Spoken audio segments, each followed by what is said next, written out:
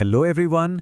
आज हम सेल के अंदर की दुनिया के दो बहुत ही छोटे लेकिन बेहद पावरफुल हिस्सों को समझने वाले हैं जिनकी नीट एग्जाम में बहुत बड़ी इंपॉर्टेंस है, राइबोसोम और इंक्लूजन बॉडीज। ये दिखने में भले ही छोटे लगें पर इनसे जुड़े सवाल अक्सर आपकी रैंक तय कर सकते हैं।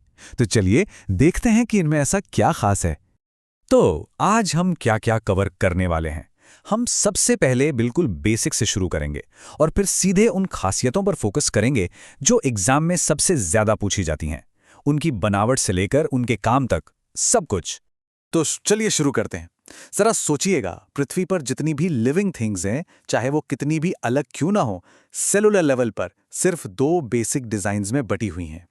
बायोलॉजी में ये सबसे पहला और सबसे जरूरी क्लासिफिकेशन है।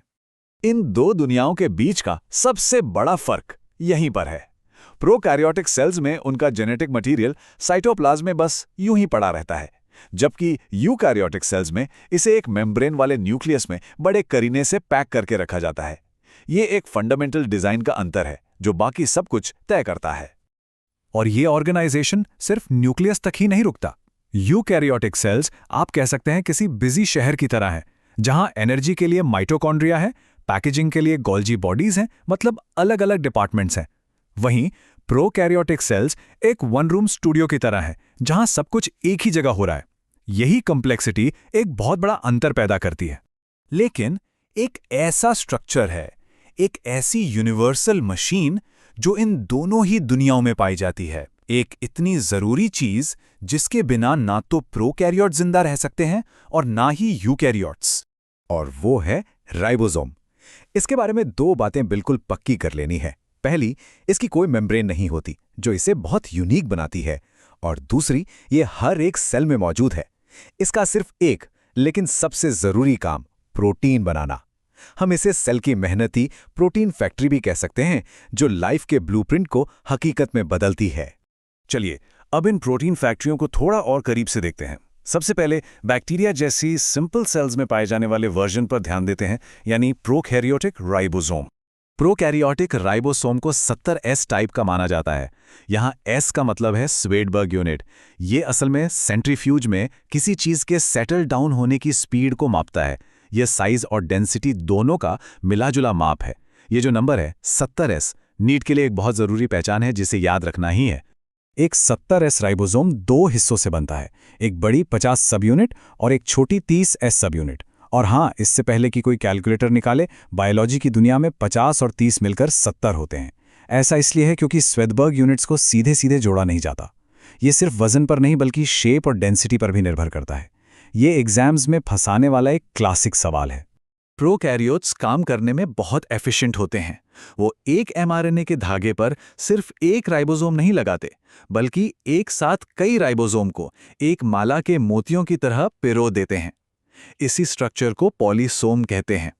ये एक प्रोडक्शन लाइन की तरह काम करता है, जिससे बहुत कम समय में एक ही प्रोटीन की कई सारी कॉपीज बन जाती हैं।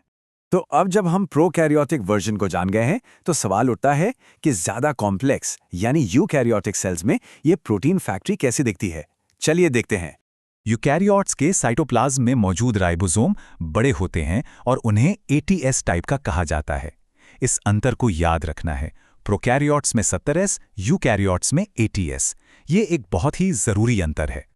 अपने प्रोकैरियोटिक काउंटरपार्ट की तरह ATS राइबोसोम भी दो सब यूनिट से बने होते हैं, लेकिन ये आकार में बड़े होते हैं। एक बड़ी 60S और एक छोटी 40S सब यूनिट। और यहां भी बायोलॉजी का गणित थोड़ा अलग ही चलता है। यूकैरियोटिक सेल्स में राइबोसोम अलग अलग जगहों पर मिलते हैं। कुछ साइटोप्लाज्म में तैरते हैं, कुछ ER से चिपके होते हैं। लेकिन अब जो बात आने वाली है वो नीट के लिए एक बेहद जरूरी फैक्ट है। माइटोकॉन्ड्रिया और क्लोरोप्लास्ट जैसे ऑर्गेनेल्स के पास अपने खुद के राइबोसोम होते हैं, और वो बैक्टीरिया की तरह 70S टाइप के होते हैं। ये उनके एवोल्यूशन की कहानी का एक बहुत बड़ा सुराग है। चलिए अब एक ऐसी चीज पर चलते हैं जो सिर्फ प्रोकैरियोट्स में ही मिलती है। वो बिना किसी मेम्ब्रेन वाले डिब्बे के अपने न्यूट्रिएंट्स को स्टोर कैसे करते हैं?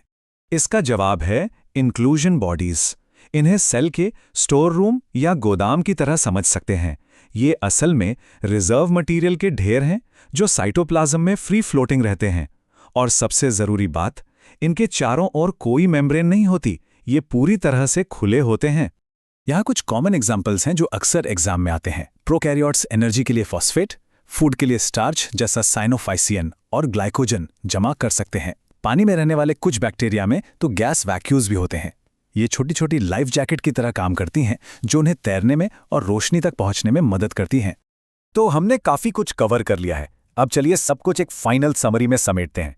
ये वो हिस्सा है जिसे एग्जाम से ठीक पहले एक क्विक रिवीजन के लिए याद रखना है। तो ये रही वो डिसाइसिव कंपैरिजन। ये स्लाइड सारे मेन डिफरेंसेस को समराइज करती है।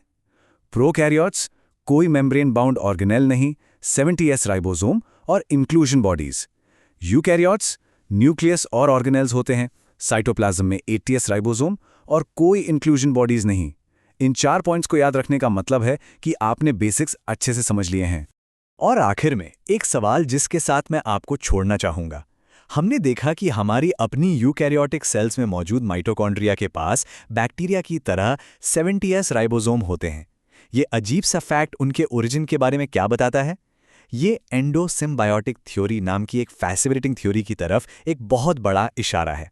इस पर सोचिएगा। आज के लिए बस इतना ही। धन्यवाद।